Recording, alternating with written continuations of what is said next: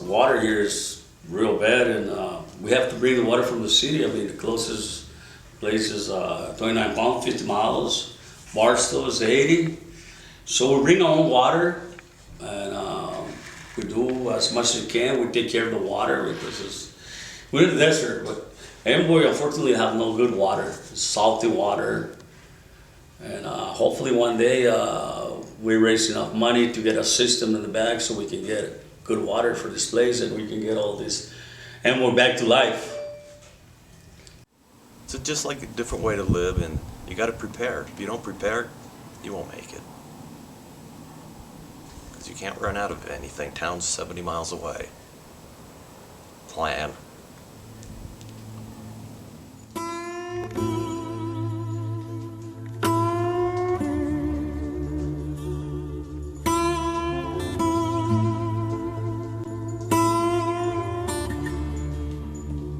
I need the collaboration of the people that work here, that are here.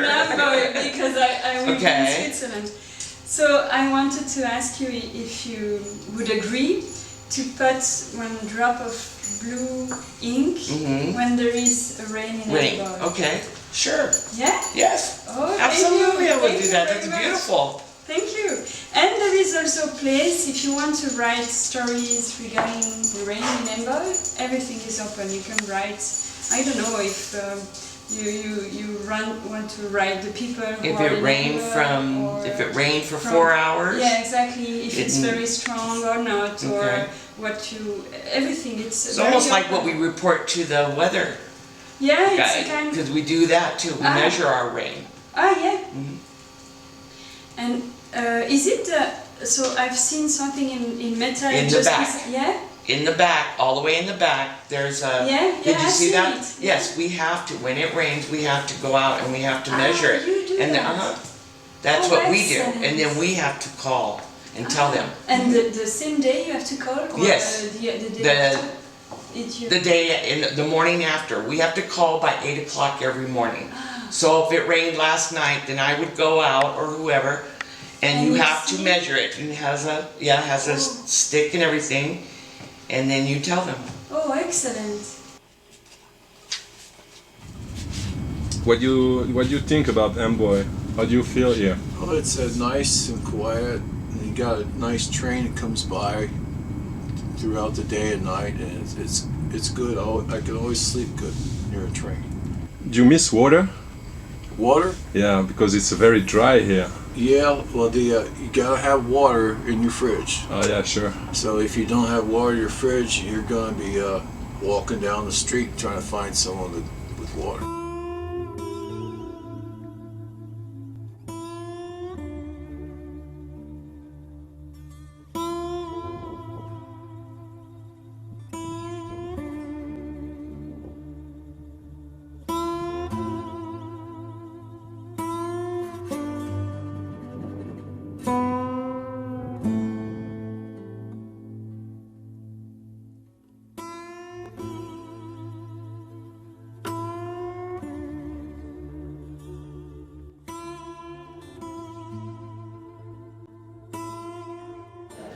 Ils disent qu'il faut partir dans les mesures de sécurité dans le désert avec un gallon d'eau minimum par jour. Il faut boire un gallon d'eau minimum, voire plus après.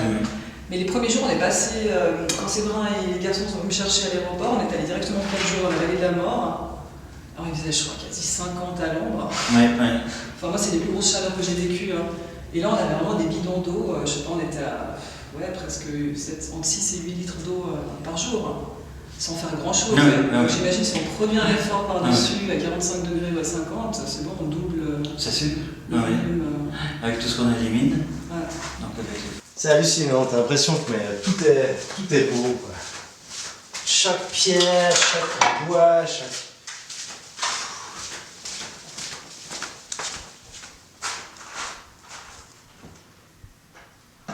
Tu vas tout utiliser pour l'install?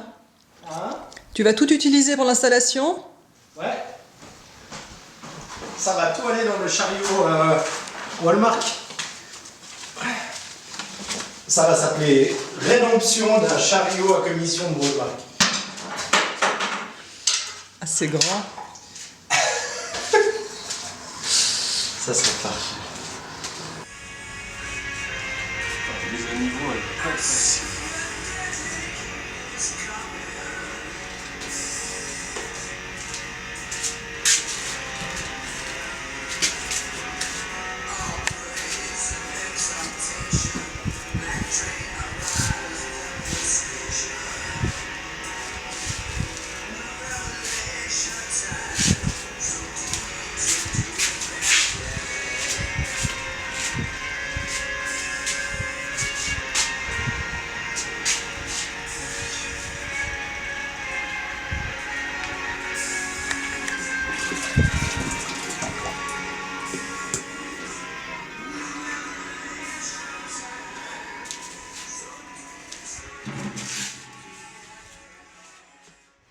je mesure l'humidité sur le... Ça c'est le corps de chaud qui fait sortir toute l'énergie du système à l'extérieur. Et à l'intérieur, il y a un même élément qui est froid. Et là, je mesure en fait la température à l'intérieur de la boîte. Donc, actuellement, c'est autour des 20 degrés à l'intérieur de la boîte. Et c'est suffisant pour avoir une condensation de l'air.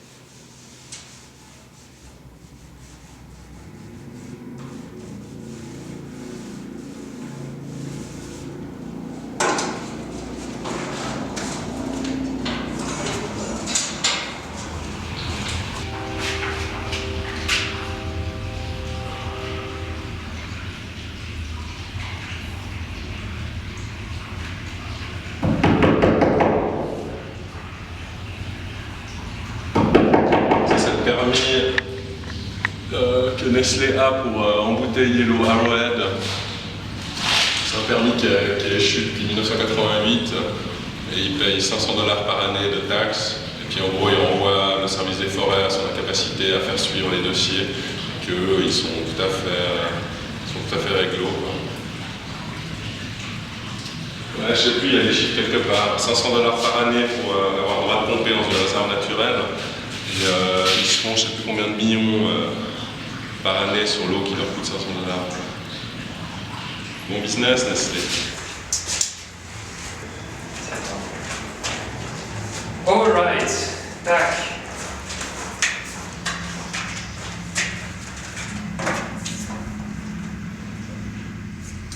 Ça c'est un regard de contrôle pour voir la formation de la glace sur le corps froid à l'intérieur du glacier.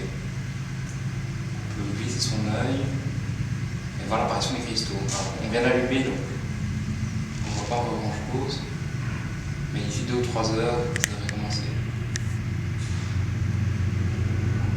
Après, on a ici le gel dégel à l'intérieur de la boîte qui font que ce réservoir va se remplir d'eau qui est captée dans la cellule.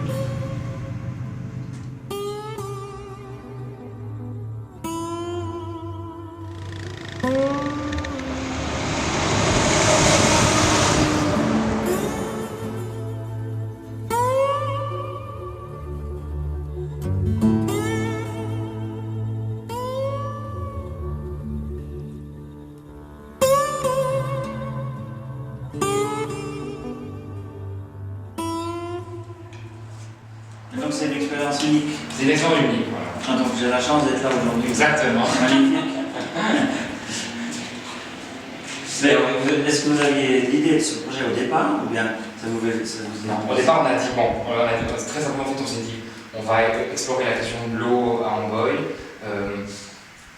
et on s'est mis dans la tête de construire un glacier ici. C'est vraiment la seule idée qu'on avait, on s'est dit, et voyons quelles vont être les problématiques, à quoi on va être confronté. C'est toujours la même photo, et en fait c'est 25 photos différents dans des sites qui en fait, quand on commence à bien les regarder, on voit qu'en effet ils n'ont pas tout à fait la même végétation, etc.